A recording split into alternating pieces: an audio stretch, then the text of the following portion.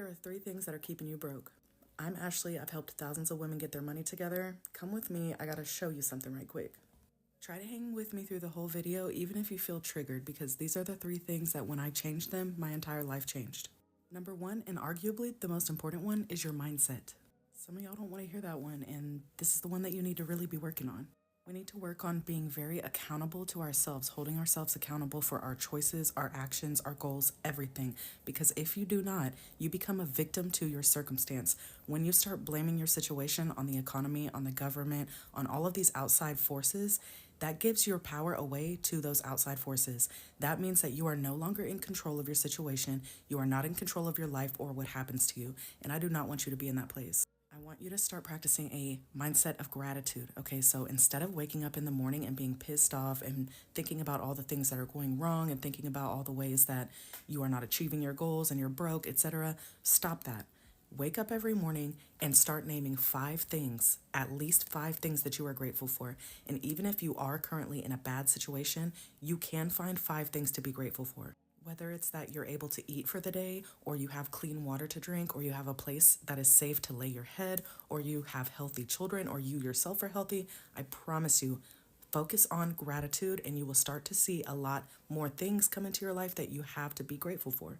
Above all else, the point here is you're in control and you need to get into that mindset. You are the master of your destiny and your life, nobody else, okay? So change your mindset. It doesn't happen overnight, and yes, doing the mindset work is hard, maybe one of the hardest parts, but once you start to get this down, I promise you, things are going to start changing. Take it from me. I used to be the most negative person alive. I promise you that. I have completely changed my life. Number 2, bad priorities. If you're barely making ends meet, do you think it's a priority for you to save to go on a vacation? No. Is it a priority for you to go out to eat with your friends twice a week when you don't even have $5 in your savings account? No. And I'm not saying that you can't ever enjoy anything in your life, but you have to get your priorities together if you want to see any progress. I want you to really think about it and understand what's important to you right now. No matter what place you're in right now in your situation, understand what is important and what is going to bring you to the next level, okay? And you need savings. A lot of y'all don't have it, and that is what part of what is keeping you broke. You need emergency savings to fall back on if something bad happens. And I know there's going to be at least one person in the comments who says, I don't make enough money to save. Well, babe, that's part of your mindset that you need to work on, because yes, you can find a way to save. I promise. Even if it's only $5 for the whole month, you're telling me that there's no way that you can make $5 in addition to your income that you can put in a savings account? This is so important to you and your life and your situation, okay? So I want you to get your priorities straight. Some of those people who were in the comments talking about they don't have the money to save, they started following the advice that I'm giving, and they are finally able to have an emergency fund for the first time in their entire life. I want you to get there too, so start working on that mindset, get your priorities in order. And finally, number 3, not having a plan is keeping you broke. If you are not planning at all, then you are planning to fail. If you do not have a plan, then you are just wishing for something to get better. You are not actually planning on making that happen. So how do you make a plan? First of all, you need to learn how to budget for your lifestyle. I do not care how much money you make a budget that you can stick to. And that is the important part, is having something you can stick to. You also need to make a savings goal for yourself. And like I said, if you do not have any savings at all, your first goal is to save up your first $1,000. Set up systems for yourself that will help you succeed. Okay, so an example of a system is cash stuffing. Cash stuffing can greatly help you succeed. It can help you stop overspending and impulse spending. It can help you get your relationship with your money together. It can help you finally save money. So do things that are going to help yourself. So where can you get started? Let me tell you, okay? If you don't have any money and you need to start for free, that is okay. My entire page is free. I give nothing but free information out on my page every single day, okay?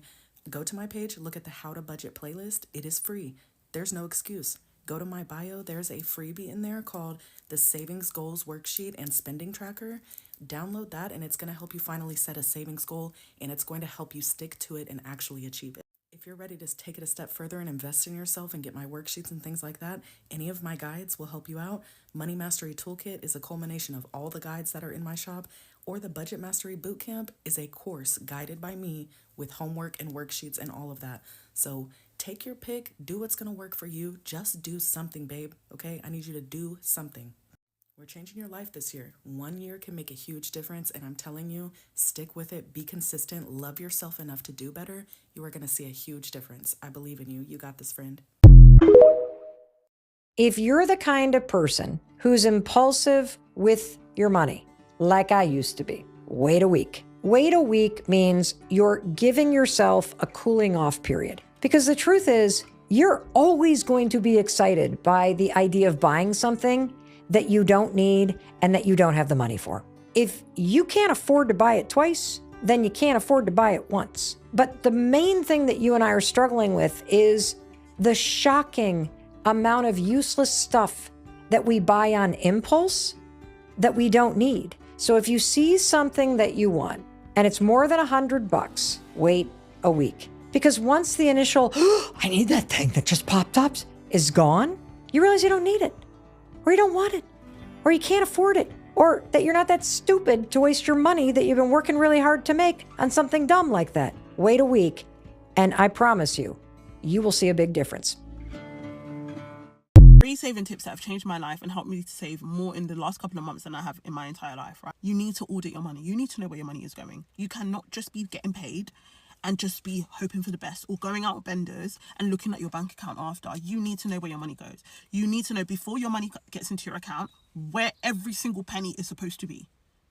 No, we'll just wing it, because keep winging it and you're going to be 60 with no retirement plan. That's number one.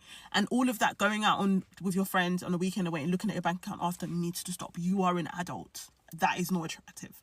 That is not attractive. You need to know before the weekend away what you're willing to spend. Even if it means you don't trust yourself and you only bring £100 instead of bringing the whole 500 on your card, then do that. Number 2, you do not need to eat like a king on your break at work. Stop with the food at work. I had to, oh my gosh, I was spending like £10 a day on what? I now go to Lidl and meal prep, and I literally spend about £15 from Monday to Friday. You cannot be eating like that at work. If you can afford it, fantastic. This video is not for those that can afford these things. If you can afford these things, please do not comment that you can afford these things. The video is not for that. It's for those that know that they're spending too much money on something and they need to stop. Number 3, you do not need a new outfit every time you go out. And I'm speaking to my old self. You do not need an outfit every time you go out. Stop buying dresses, stop buying jumpsuits, start buying 2 pieces that you can pair with other stuff.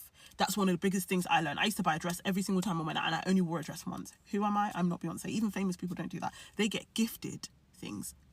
And a lot of the things they wear, they have to give back. So if you're following famous people who aren't even doing that, then where do you think your life is going to be? Stop buying new things. Start buying 2 pieces. You bought a top and a shirt. You can wear the shirt with something else next time. You can wear the trousers with something else next time. Stop it. So those are my 3 things. Number 1, watch where your money's going. Like a hawk, like a naughty child. You need to keep an eye on that. Number 2, you do not need to eat like a king on your break. And number 3, you do not need to buy a new outfit every single time. Okay, bestie? You don't.